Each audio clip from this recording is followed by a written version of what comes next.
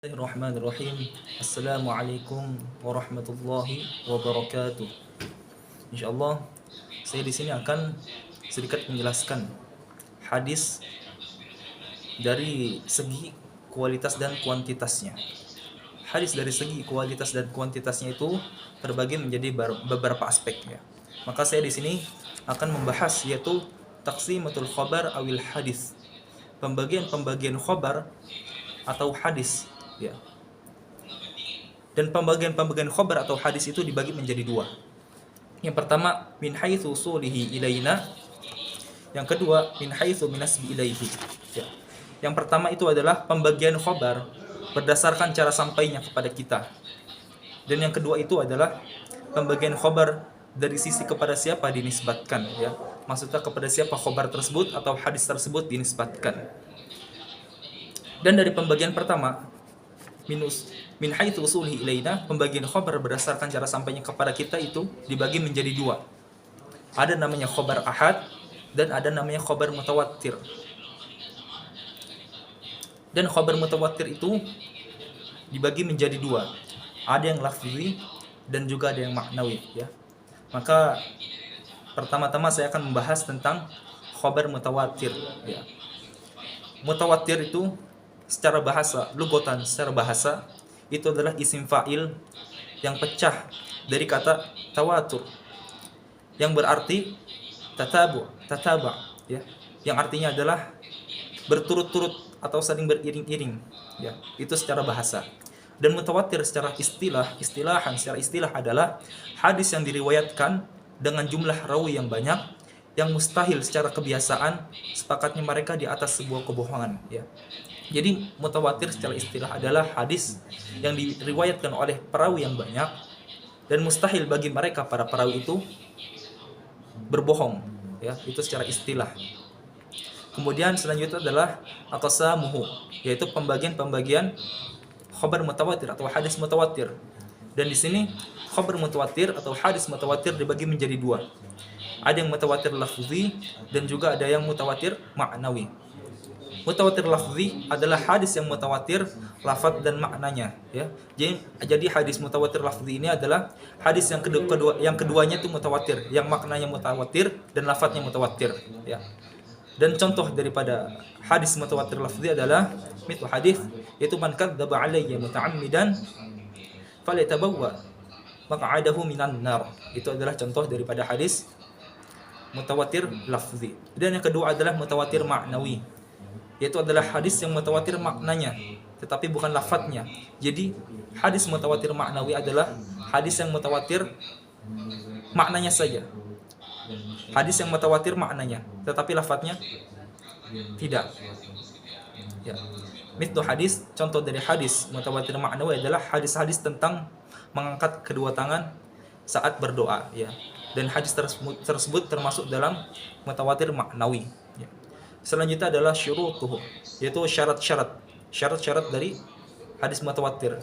Jadi untuk mencapai sebuah hadis mutawatir harus memenuhi 4 syarat ini. Jadi ada 4 syaratnya. Yang pertama, diriwayatkan oleh banyak orang, tetapi terjadi perselisihan atau terdapat perselisihan mengenai jumlah minimal tentang banyaknya rawi ini. Para ulama berselisih mengenai batasan minimal.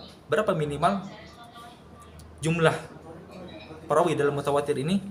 Dan di dalam kitab Taisir Mustalah Al-Hadis, yaitu Dr. Mahmud Tahan, beliau mengambil pendapat jumlah paling dikit untuk periwayatan hadis mutawatir adalah 10 orang ya. Jadi hadis mutawatir di syarat pertama adalah diriwayatkan oleh banyak orang, yang minimal banyaknya perawi itu adalah 10 orang fi kulli tabaqah, di setiap tabaqah di setiap tingkatan-tingkatan sanadnya. Lanjut, syarat yang kedua adalah jumlah bilangan rawi tersebut terdapat di semua tabaqah sanad, terdapat di semua tingkatan sanadnya. Dan syarat yang ketiga adalah mustahil menurut kebiasaan atau mustahil secara kebiasaan sepakatnya mereka atas sebuah kebohongan.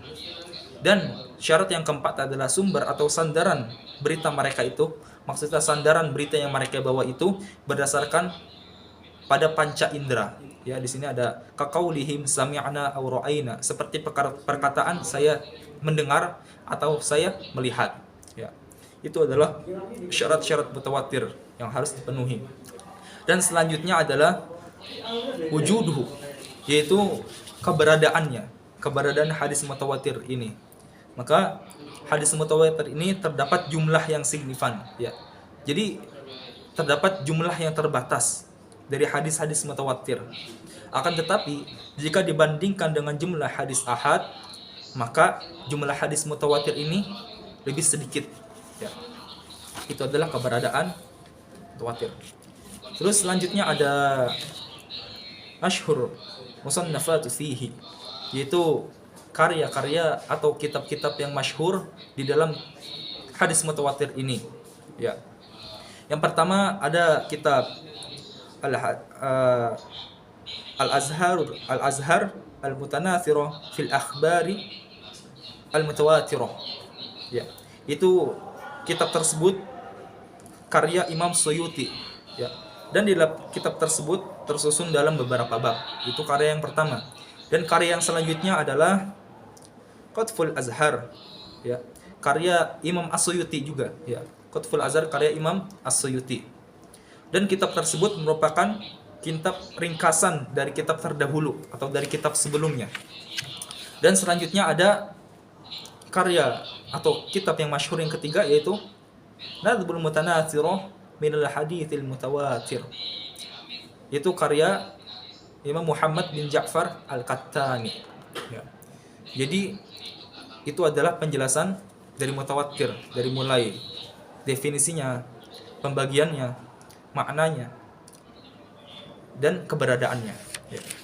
Oke, selanjutnya kita masuk ke pembagian yang kedua dari pembagian hadis berdasarkan cara sampainya kepada kita. Yang kedua yaitu khabar ahad atau hadis ahad. Lugatan, secara bahasa, hadis ahad itu adalah bentuk jamak dari kata ahad, ya. Secara bahasa bentuk jamak dari kata ahad yang artinya satu. Itu secara bahasa. Terus selanjutnya istilahan. Secara istilah, hadis ahad adalah hadis yang tidak menghimpun atau yang tidak terkumpul syarat-syarat mutawatir. Itu secara istilah. Jadi hadis ahad adalah hadis yang syarat-syarat itu tidak terkumpul sampai pada derajat mutawatir. Itu dinamakan hadis ahad. Hukmuhu, hukumnya. Hukum hadis ahad adalah menunjukkan kepada pengetahuan yang sifatnya nadhuri. Nadhuri itu yaitu ilmu yang bergantung pada analisis berpikir atau yang bergantung pada teori dan dalil-dalil, ya. Itu hukmuhu, itu hukumnya hadis ahad. Dan di sini ada aqsamuhu binisbati li'adadin tariqah. Itu pembagian hadis ahad berdasarkan jumlah jalurnya. Di sini dibagi menjadi 3. Yang pertama ada masyhur, ada aziz, dan yang ketiga ada gharib, ya. Masyhur itu adalah hadis yang diriwayatkan oleh 3 orang perawi atau lebih, fi kulli tabaqatis sanad, di setiap tingkatan sanadnya, asalkan tidak sampai kepada derajat mutawatir, ya.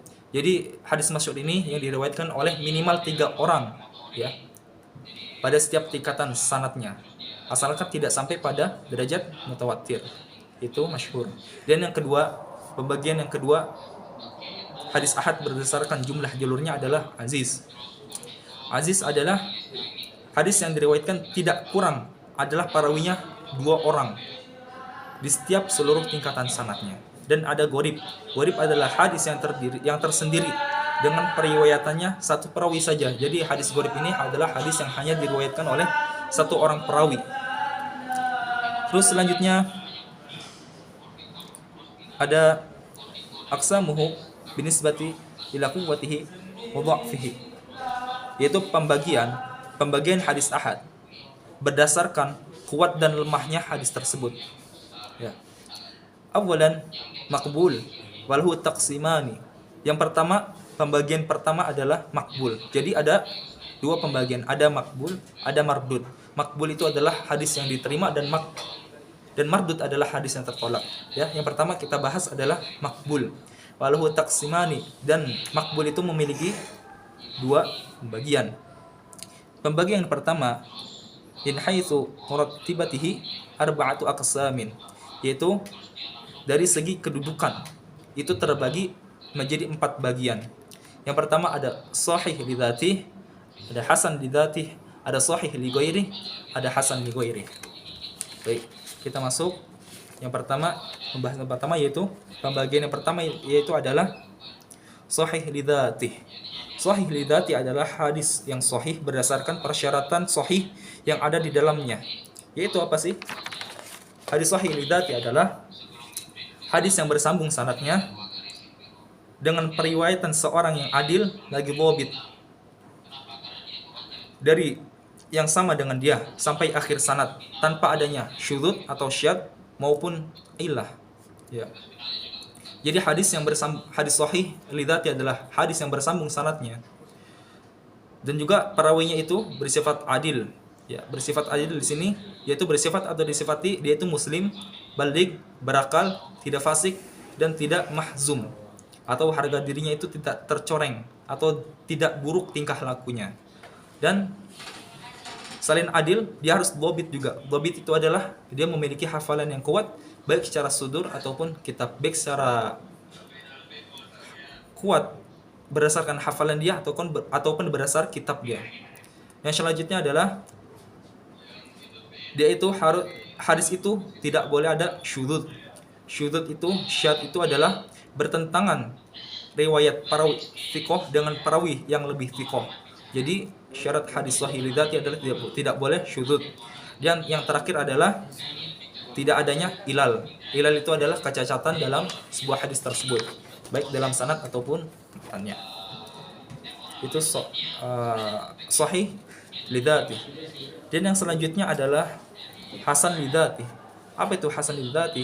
Hasan li dzati adalah hadis yang hasan berdasarkan persyaratan hasan yang ada di dalamnya. Yaitu apa saja persyaratan hasan? Yaitu persyaratan dari hadis hasan, yaitu hadis yang sanadnya bersambung, yang diriwayatkan oleh rawi yang adil, yang derajat dhabitnya itu lebih ringan dari orang yang serupa hingga puncak akhir sanad, dan tidak adanya syudzud maupun illah. Ya, itu adalah pengertian hasan li dzati. Dan selanjutnya adalah sahih li ghairi. Sahih li ghairi adalah hadis sahih li ghairi merupakan hadis hasan li dzati yang diriwayatkan dari jalur yang semisal atau yang lebih kuat. Dinamakan demikian karena kesahihannya tidak berasal dari sanadnya itu sendiri, melainkan berasal dari jalur lain yang turut bergabung. Dan tingkatan hadis sahih li ghairi ini lebih tinggi dibandingkan dengan derajat hadis hasan li dzati. Dan selanjutnya ada hadis hasan li ghairi. Hadis hasan li ghairi merupakan hadis dhaif yang memiliki beberapa jalur sanad. Dan sebab kedhaifannya itu bukan karena fasik atau dusta. Berdasarkan definisi tersebut menunjukkan bahwa hadis dhaif itu kemudian meningkat derajatnya menjadi hasan li ghairi karena dua hal. Yang pertama, jika hadis tersebut diriwayatkan melalui jalur lain atau lebih, asalkan jalur itu semisal atau lebih kuat.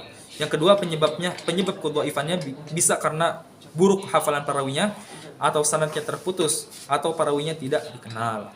Ya, itu merupakan pembagian hadis ahad dari segi yang makbul. Terus selanjutnya ada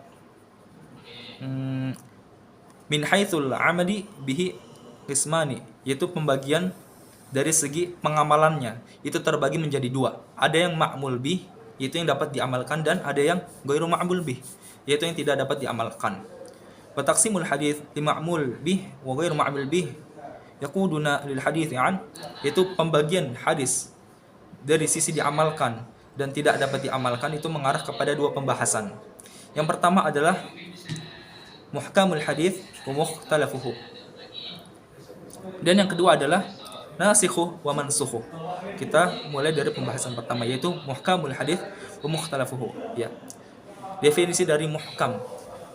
Secara bahasa, muhkam merupakan isim maf'ul dari ahkama, dari kata ahkama, yang berarti atqan, yaitu meyakinkan.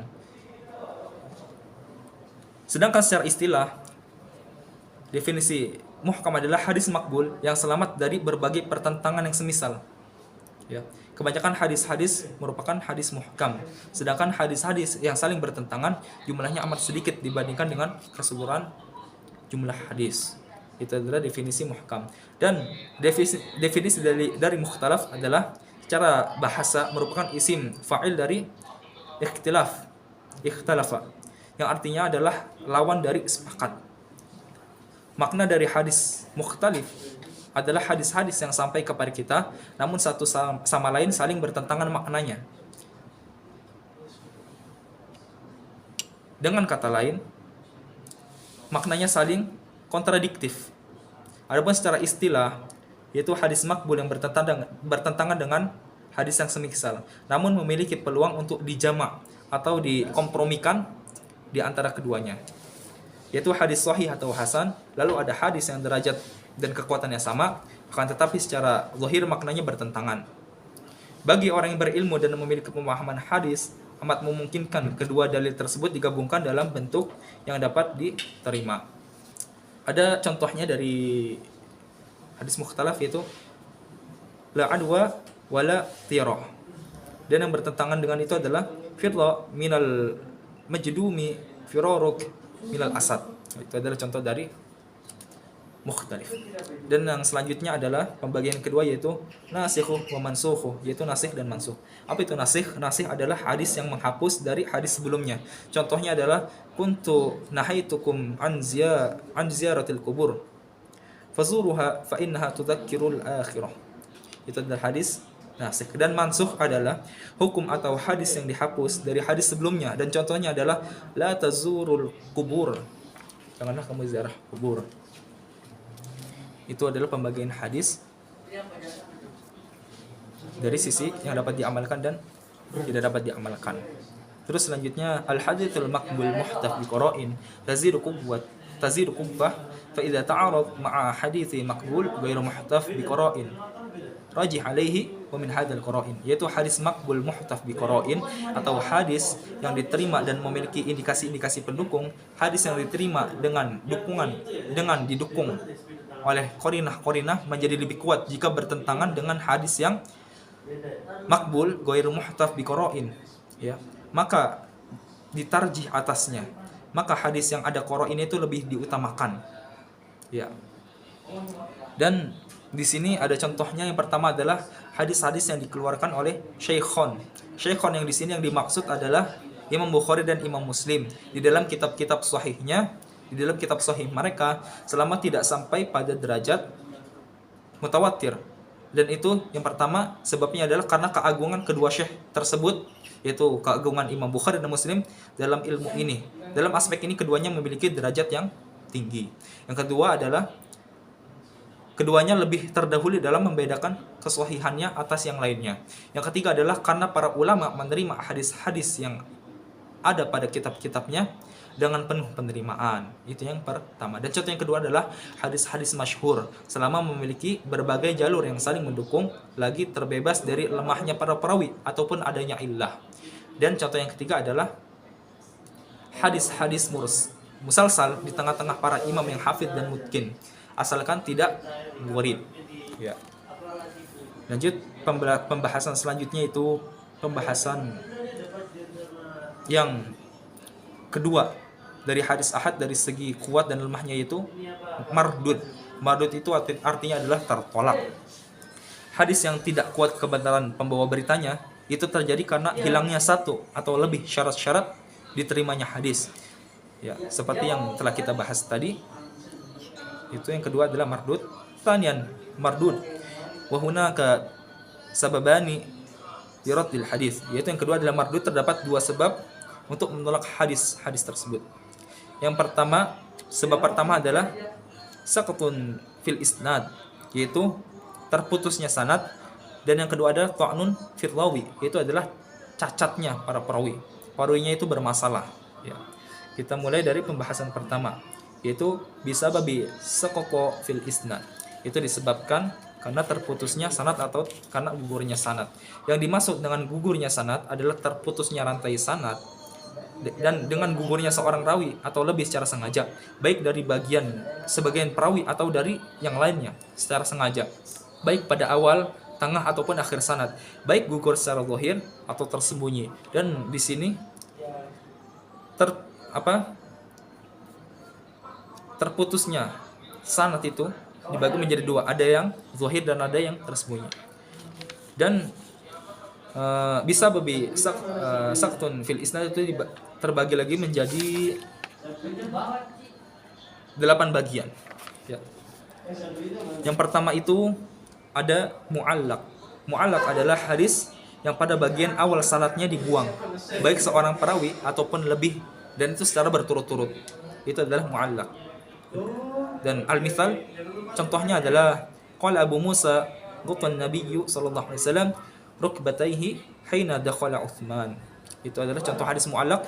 Dia mu'allaq karena Bukhari telah membuang seluruh sanadnya kecuali sahabat Abu Musa al-Asy'ari. Dan pembagian kedua dari tertolaknya hadis secara terputusnya sanad itu adalah mursal. Ada namanya mursal. Mursal adalah hadis yang putus atau gugur pada akhir sanad setelah tabi'in. Atau bisa diartikan tabi'in itu meriwayatkannya langsung dari Nabi SAW. Itu namanya hadis mursal. Dan yang selanjutnya adalah ada namanya mu'dhal. Mu'dhal adalah hadis yang sanadnya putus atau gugur dua orang perawi atau lebih secara berturut-turut. Itulah namanya hadis mu'dhal. Ada contohnya di sini, lil mamluki ta'amuhu wa kiswatuhu bil ma'rufi wa la yukallifu minal amali illa ma yutiqu. Itu adalah contoh dari hadis mu'dhal. Dan setelahnya adalah munqati'. Munqati' adalah hadis yang sanadnya tidak bersambung dari sisi manapun, terputusnya ya. Jadi hadis sanad itu tidak bersambung dari sisi manapun terputusnya, atau yang tidak disebutkan siapa yang meriwayatkan dari Nabi pada perawi pertama. Ada contohnya yaitu in wallaitumuha Abu Bakrin faqawiyyun amin. Itu adalah contoh dari munqati'. Dan selanjutnya adalah mudallas. Mudallas adalah menyembunyikan cacat yang ada pada sanad, lalu menampakkannya secara bagus. Jadi tampaknya itu bagus, padahal kalau diteliti itu terdapat kecacatan pada sanadnya, yang yaitu bisa diartikan yaitu gugurnya itu secara terputusnya itu secara tersembunyi. Selanjutnya adalah mursal khafi. Mursal khafi adalah hadis yang diriwayatkan dari orang yang pernah bertemu atau sezaman dengannya, akan tetapi tidak pernah mendengar dengan bentuk lafaz yang mengandung pengertian as-sima atau mendengar secara langsung atau sejenisnya seperti qala. Jadi dia itu hidup sezaman dan bahkan pernah ketemu, akan tetapi tidak pernah mendengar lafadznya. Itu namanya mursal khafi. Dan selanjutnya yang ketujuh adalah mu'an'an. Mu'an'an adalah hadis yang menggunakan kata an karena menunjukkan perawi meriwayatkan dari perawi lain tanpa lebih lanjut. Jadi mu'an'an ini adalah yang digunakan, kalimat yang digunakan oleh perawi yaitu berupa an. Itu namanya mu'an'an. Dan pembagian yang terakhir dari putusnya sanad adalah mu'annan ya. Mu'annan ini merupakan pernyataan dari si perawi tersebut ya, telah menceritakan kepada, contohnya telah menceritakan kepadaku fulan bin fulan, sesungguhnya fulan telah berkata, atau an fulan bin fulan anna fulanan ya. Jadi yang menggunakan kata an itu namanya hadis mu'annan. Selanjutnya adalah pembagian kedua dari hadis mardud, yaitu bisa babi qa'nun fir rawi, yaitu yang disebabkan cacatnya rawi. Yang pertama ada maudhu. Hadis maudhu itu adalah dusta yang dibuat-buat dan direkayasa kemudian dinisbatkan kepada Rasulullah sallallahu alaihi wasallam. Atau bisa kita katakan maudhu adalah hadis palsu, hadis yang dibuat-buat. Dan yang kedua adalah matruk. Matruk adalah hadis yang di dalam sanadnya terdapat rawi yang dituduh berdusta. Dan selanjutnya adalah munkar wadidduhul ma'ruf. Adalah hadis yang munkar itu adalah hadis yang di dalam sanadnya terdapat rawi yang kekeliruannya parah atau banyak lupa atau menampakkan kefasikannya. Itu pendapat Ibnu Hajar, atau bisa juga diartikan hadis yang diriwayatkan oleh rawi yang dhaif yang bertentangan dengan rawi thiqah. Sedangkan wadidduhu ma'ruf. Sedangkan lawannya adalah ma'ruf. Lawan dari munkar ini adalah ma'ruf. Berbeda dengan ma'ruf yang semuanya diterima. Ma'ruf adalah hadis yang diriwayatkan oleh rawi thiqah yang menyelisihi rawi dhaif. Itu namanya munkar. Itu penjelasan dari munkar wadidduhu al-ma'ruf. Selanjutnya adalah mu'allal. Mu'allal itu adalah hadis yang jika dicermati terdapat cacat yang merusak kesahihannya, meski secara zahir selamat dari cacat atau illah. Dan selanjutnya ada mukhalafatu lithiqat, yaitu yang menyelisihi orang-orang yang thiqah.